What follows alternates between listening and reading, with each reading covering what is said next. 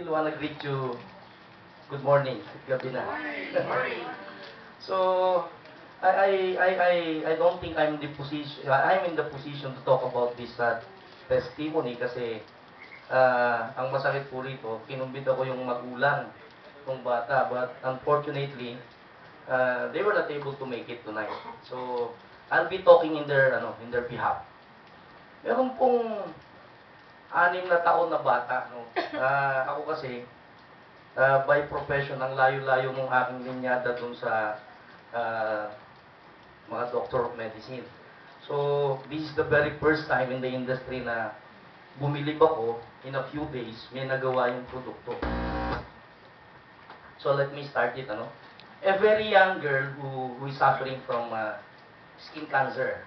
Pag tinignan nyo yung kanyang likuran dito, tatad ng maraming balat. Tapos, may mga buhok siya na parang unggoy. And this young girl, fortunately, anak ng member nung ate ko, she's a pastor in Novaliches, no? Sabi niya sa akin, tinawagan niya ako sa telepono, "Ton, baka pwede naman nating tulungan to." Ang una kong sinagot sa kanya, "Ate, you are a doctor of medicine. So bakit you were asking?" She's actually seeking my help about something na pwede ko raw ibigay. Sabi ko, ikaw yung doktor, ano naman ang pwede kong magawa? Kasi I heard from yung ibang ate ko na sabi nila connected ka raw sa isang kumpanya na ang ganda-ganda ng produkto, binigay mo raw yung website and everything. They were even research about the ORAC value. Alam mo ba yung ORAC value? Can you explain it to me? So, a little bit, binigay ko kung ano itong mga bagay na ito. Pasensya na po kayo, I am just a newcomer in this company. So, basically, hindi ko po alam yung kabuuan. Pero, kahit konti na paliwanag ko. So, this is what really happened. The girl is already clinically dead. Hindi talaga ako makapaniwala kasi when you say clinically dead, nakahiga yung bata, ang nagpa-function is yung dalawang mata.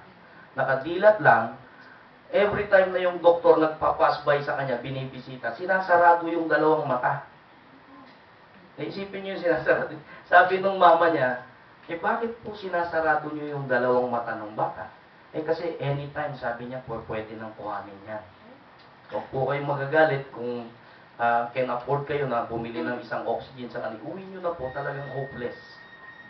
So, I went to the hospital.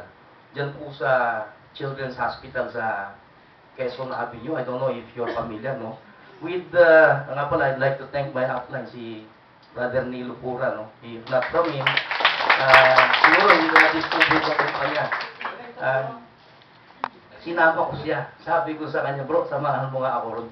Kesa naman saan tayo magpaikot-ikot, puntahan natin." Alam niyo, ito yung nangyari. Sabi ko sa nanay, you admit na your daughter is going 6 feet below the ground anytime. That is what the doctor says, sabi ko. So no question about that. Try mo lang itong produkto. Kasi nag-internet ako, ganda-ganda. Pinaliwanag ko everything. Pati yung PubMed, lahat. Research mo sa oracvalue.com. This caters about 1.5 million of ORAC value. And this so and so, in-explain ko sa kanya kung para saan. Hindi na po nakakakain eh. Sabi ko, I don't know how you're going to do it. Pero ako lang, ang pakakaalam ko, siguro, tanggalin mo sa capsule, i-pulverize mo, di ba, pulbos naman yung laman niya, ilagay mo sa kutsara, and add something na siguro liquid, ikaw nang bahalang dumiskarte. Sabi ko, itapo mo sa doktor. Tinuruan ng hindi doktor. So, ang ginawa pala ng nanay, sabi ko, please, hintayin mong ma-adapt muna ng katawan ng bata kasi wag mong ipupurgados kasi hindi rin ko alam kung ano magiging resulta. Baka sisihin mo ko. I was just here based on the request of my ate. Sabi ko, tulungan mo na lang. Paano mo? Yung pala ginawa niya, the very first day, kasi binilan ko rito nung isang combo senior, di ba? Ang laman niyan, dalawa. Alam niyo yung ginawa? Binigyan pala ng tatlo maghapon.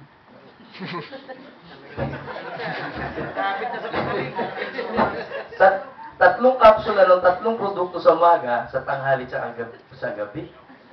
Tanong yung Brad Nilo, dinalo namin nung Sabado. Ano nakita mo, bro? Malakas na. Wow. Kaya,